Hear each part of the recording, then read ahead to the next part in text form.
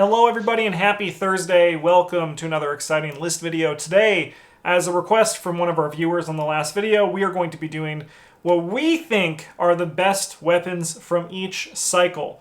It could be, we all have our own idea of what best is, strongest, the one we like. Everyone has their own kind of idea. Travis, his list I was able to pick up. I knew exactly what Travis was going to put. So Travis is nice. Bryn, he's the wild card, as you're going to see from this list. But let's talk about it. Let's go cycle by cycle, starting first off with the core set, and we're going to throw it to Bryn. Why do you think shotgun is the strongest card in the core set? It's got the biggest numbers. It does have the biggest numbers. Yeah. Bigger numbers mean better, right? Generally, yes, but also sometimes no. It's numbers are weird like that, aren't they? Yeah. This one, there's no other weapon in the core set that you could use to theoretically one-shot or Mordov. But you could with a shotgun. Yeah. The Ghoul Priest? Nah, man, he's having a bad day. Although while you're playing the first scenario, it's standalone. Oh man, could you? I don't know. I don't know. Could you imagine if we bring in just 60 XP decks to the gathering? Oh, that would be. That would be amazing. Honestly, the success rate would probably be pretty similar to the gathering's an easy scenario. It's not that hard. Yeah. You pretty much only ever lose when something goes dramatically wrong. Yeah. And I think we all agree here that the shotgun's definitely cool and fun. There's no question there. Shotgun likes to shoot. And I guess we're going to find out, Bryn, if you have more shotguns waiting on your list as we're coming up. Travis and I, we both thought the machete was the strongest weapon or the best weapon from the core set. It kills very efficiently. It doesn't have ammo. It deals extra damage. You get a fist. It does have a small hoop that you need to jump through. So in certain campaigns or in higher, it can have the things where it sucks. But in all of our how to win videos, it's what our baseline. We use this weapon to say, hey, this is a good weapon to work with, and it's also just its efficiency is there. Travis, anything you want to add about machete? It's the only one that's been nerfed. Yeah. It's the only one that's been nerfed. It's also just boring. It's true, yeah. Yeah, so this was the best weapons, not the most interesting. Mm-hmm. Best can be defined more than one way. I disagree. All right, let's hop on over to the Dunwich Legacy, which Bryn and I each chose Switchblade. So, Bryn, why do you like Switchblade? Mostly because it makes it so that there's a reason for me to put Switchblade level 0 into my deck, and that is so that I don't forget that this is what I want to upgrade to immediately. Yeah, that's fair. Yeah, this weapon is also just kind of insane. If we compare this to the machete, this is so much cooler, and it's basically the same thing. It's the same thing, but you have to work a little bit harder for it, which Bryn loves. You gotta work a little different. Yeah. You gotta work a little different for it. You can be engaged to 17 enemies, and this still does damage. For me with Switchblade, obviously, this was a tough one for me, and Lightning Gun was my number 2 because the numbers on it are just so big, right? It deals a hell of a lot of damage. But when I was looking at what the strongest weapon for all these cycles were, I was thinking unless it's notably really strong, on some of the later ones we're going to see on my list, I looked at how often I would play this, because I would play this in obviously you play it in Tony. It's a great weapon for killing things, small things. But even if you use it as your secondary weapon to stab small stuff, as even don't make me say it, but a skids with some fist bonuses that he desperately needs. It's not reliable in those guys, but I think just for one cost, one resource, and fast, and just the damage output it can do when you do a little bit of work into it, exactly that. It's machete, but less consistent. For me, that's what eked it out a little bit over the Lightning Gun, and that's why I chose it. But Travis, you chose Lightning Gun. Yeah, because the numbers are the biggest. They are the biggest. You got me there. Can Also, I? you know what else this does that the Switchblade doesn't? What does that Kill do? avian thrall. It does kill avian thrall. That is true. Also, conglomeration of spheres. Yeah, no, but I want the conglomeration of spears to eat my 3 experience weapon, and then I'll be like, frick. I don't actually want that. So then, Travis, because I want people at home might be wondering this too. For shotgun versus machete, what ekes out machete? Because numbers are big on shotgun, numbers big on lightning gun. What makes machete better than shotgun for people at home who might Well, be the wondering? difference is that machete is good and shotgun's kind of garbage. Um, the shotgun you can pay 5 experience for and do 0 damage, whereas the machete almost always does 2. Yeah, that's true. Lightning gun you pay 5 experience for and it does 3 damage. It always does 3 damage. It always does, and it's gonna hit. Like you're gonna hit those shots. Yeah. Yeah, also like shotgun it comes with 2 ammo base and there's ways around it, but it still sucks. Yeah, that's very fair. All right, let's move on to Path to Carcosa, which I never realized until today how much the weapons just kind of sucked in that cycle. Bryn, you have the Lupara at yours. I'll take this as your second shotgun, so I'll throw this to you. Yeah, it's sort of a shotgun, It's but sort of. this is one of many weapons that'll make Guardians green with envy. Because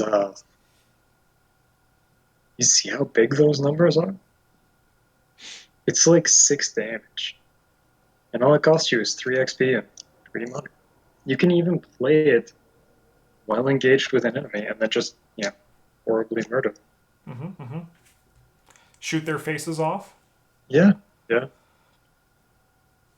I love, like, I mean, obviously, like, this is no surprise to me. I've been playing with this game with you guys forever, but I just love that all of the things are like, you have to work for it in some way. It's not just like, boom, Yeah. got it. Travis, you chose the 45 automatic for yours. Yeah, again, this was like the good list, not the cool list. Yeah, this one I also kind of like. It's just to me was like I'm not impressed by 45 automatic. Like it's not bad by any means, but it's not like some of the previous ones we've seen. But it's still to me the best weapon from Path to Carcosa, just in terms of like the little work required to get out of it. But there also like isn't much in Path to Carcosa, anyways, for weapons. Yeah, they all kind of like is this or like the Colt Yep, yeah. or the Lupara is like good. Yeah, the Lupara is My good. second choice. Yeah. But All right, let's go on to the Forgotten Age. Bryn, you have the ornate bow. Yeah, I mean, like, so on the one hand, Flamethrower's got some big goddamn numbers. And also, whatever, you're going to talk about it in a second. But the ornate bow does something that no other weapon in this cycle does. Is it reload itself? And that is reload itself. So you can fight an infinite number of times with ornate bow, which means that its damage potential is actually higher than the flamethrower. Yeah, keyword there is damage potential. Yeah. Yeah. It also does make a lot of characters who are not supposed to be able to fight able to fight. And I think that's kind of cool. I mean, like, there is actually a lot that you can directly kind of compare to this. They both cost 4, both take up 2 hand slots, right? Like, it's kind of like your plan if you're going for either of these weapons. Yeah. For me with Flamethrower, it's just those numbers don't lie. It also was nerfed a bit. And it's just like, I've never played it. I've seen these guys play with it. And like it just roasts things. It just kills. And it's not like one of those things where like what's so strong is you're going to hit because you're getting +4, right? But you get to divvy out the damage as you see fit, and that's a very powerful ability. And it's also flavorfully really cool because you're roasting everybody. Flamethrower is sick and it is strong. Travis, anything you want to add? No, it's just really good. Yeah, it's another one of the in our deck building video, like spending experience on how to win. It was our example of the cool weapon you could build towards because it's Yeah. cool and it's strong. All right, Circle Undone is next, and you might be noticing a theme here. Where Travis and I have the same, and then Bryn, I'll throw this one to you first. This is Meat Cleaver. Why don't you talk about Meat Cleaver? We clearly have a different interpretation of the word best. Yeah.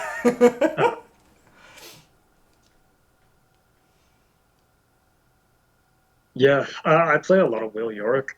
Mhm. And this meat cleaver was a game changer. No longer did I have to find ways to get more bullets on my stupid blue guns or pay to put machete in my deck. I could just bring a meat cleaver, traumatize a college athlete. Plus, it allows you to turn the healing on Pete into healing on you in an incredibly roundabout way. Yeah. Yeah, I think this weapon's really cool. Yeah, definitely. And I mean, like you put your money where your mouth is. I've seen you play like all of these weapons quite a bit, except for the ornate bow. And I just love the through line here. Of still, once again, like it's good, but you just have to work for it a bit to get it going really nice. Travis and I chose Enchanted Blade. Travis, I'll throw this one to you first because I took Flamethrower first last time. Right. Enchanted Blade with with Mache being tabooed to the cost experience now is kind of like the default melee weapon at level 0 for most guardians. At least in our play group. And this is the upgrade version that you usually get to play. It's quite good, giving you +2 to the attack, and you don't have to spend the charge to succeed. So it's like a gun that lets you spend the bullet after you have shot. Whoa. After you know it hits, yeah. It gives you +2, so you can just like cut down Garbo enemies without any bullets. And if you do kill an enemy, it draws you cards and heals horror. Both are things that Blue struggles with: economy and horror. Yeah, pretty much everything I wanted to say there. It's a great weapon, really cool, and it's a lightsaber, so that's even sicker. All right, let's hippity hop over into Dream Eaters. Bryn, you got Becky here. All right, so the girl wire is sick, but Becky, there's two kinds of Tommy Muldoon games. And there's the kinds where you have Becky in play, and the kinds where you don't. Admittedly, it probably should not be considered the best weapon because, incredibly limited availability. But its effects are sweet. Like, you get +2 to the punch score, you deal an extra damage, and you never run out of bullets. It only costs 2 to play. Ever. Yeah. No, I mean, I do think, like, if we look at it, we have to include these kind of things, right? So, when you said Becky, I was like, yeah, no, that's a fair point. She is really good. I mean, she's not real, she's a gun, but she's really good. Don't let Tommy hear you say that. Yeah. Travis and I, we both chose Garrote Wire. This has a lot of, for me, what I really like about it is obviously a free attack action is super sick. Like in Tony, obviously, it's what gives him the turns where he can just like kill 1,000 things and not even sweat. But even in just like anyone who can run it and you're not using your necklace slot, it's a really strong weapon that just like allows you to get that over that 3 HP hump, or alternatively, like you can move into a location and choke out an acolyte. Otherwise, then like if you can't sequence your turn enough to kill them, it could be a lifesaver. And I think just its versatility to always be a free action if you can find the situation to use it, which you will ultimately find the situation to use it. It's really sick. And the mental image of Garrote Wire and rats is like awesome. Take that, you dumb rat. Travis, anything you want to add? Nope. Cool. I am just kind of neat. All right, let's go on to the Innsmouth Conspiracy. Bryn, Sword Cane.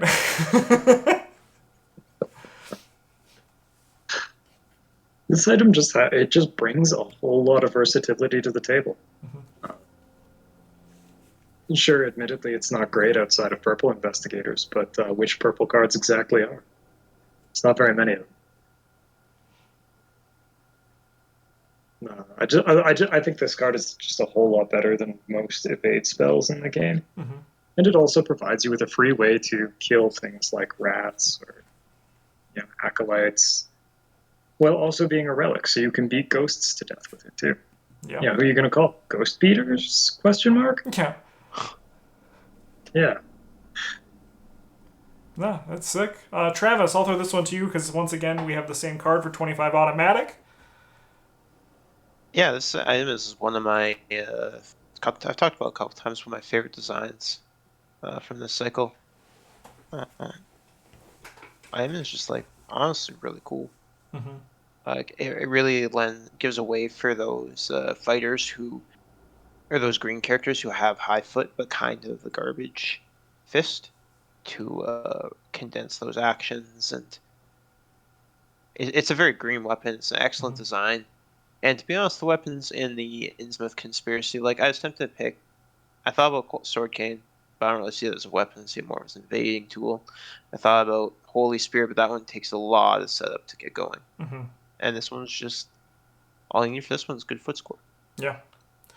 Yeah, to kind of go off that too, like same with me, like Holy Spear, I was like, the numbers are really big, but you really only played in one archetype. A lot of green investigators can use this. Like, this is a tool that I can see, like, if you're playing solo and you need a weapon and you're like a green character, you're probably going to run this because there's just so much action compression like put into this card. And it's fast, the numbers are good for what it is, yeah. And the design is also really sick and really green. Let's go on to the final one, Edge of the Earth, where we have 3 gold cards, but Bryn, old shotgun? Well, I haven't really played with very many of the cards from this cycle, but I do think that the old shotgun is a whole lot better than most people give it credit for. Like, the cost to get this online it depends who you're playing, but it appears to be fairly minimal, face of it. And then once you do have bullets in the gun, it's a shotgun. It's a shotgun that costs you 2 XP and no money. That's kind of sick. Sure, admittedly, it only caps at, like, an extra 3 damage, but... Or... 3 total damage, I guess. But that's still... 3 damage for a 2 XP weapon? That's pretty big. That is pretty big. And as we always say, like, it's giving you the 3 fist on it as well, so... Like, it's a pretty big boost, too. Sir. I am very excited for when you play your Will Yorick deck with this, because I know it's going to be coming. It'll eventually see the light of day on the channel. But until then, Travis and I, we each chose the Cyclopean Hammer, which, if you watch our reviews as well, this should be no surprise. We think this card is just kind of like godly strong. It's just so... It costs a lot. 5 experience, 5 resources, takes up your hand slots. In theory, it should also take up your spell slots. I think it would fix a lot of what the hammer can kind of do when you have some other things going with it. But the card is just bonkers. It's boring as well because then it's just so... It's wild, the damage output this thing can have. Yeah, something else I've noticed I actually really just like about this card is not only is it like better than most guardian weapons in most situations, it's also kind of just like obsoleted all of the mystic combat spells. Yeah. Because, like, what do you do with your mystic spells? Why the hell would you play Shriveling over this? Yeah. Like, if you have 2 fist, this is just better than Shriveling, right? I mean, there's some niche stuff like you don't get the spell synergies from it. You can't upgrade through arcane research, but like in practice, once it's in play, it is just better. Yeah. It smashes, it bashes, and that's Cyclopean Hammer. So those are all of our strongest weapons from each cycle and our opinions. What do you think the strongest weapons from each cycle are? Let us know in the comments down below. Thank you guys so much for watching. We're going to be back next Thursday for another list video, and it's going to be a fun one. So come and watch then.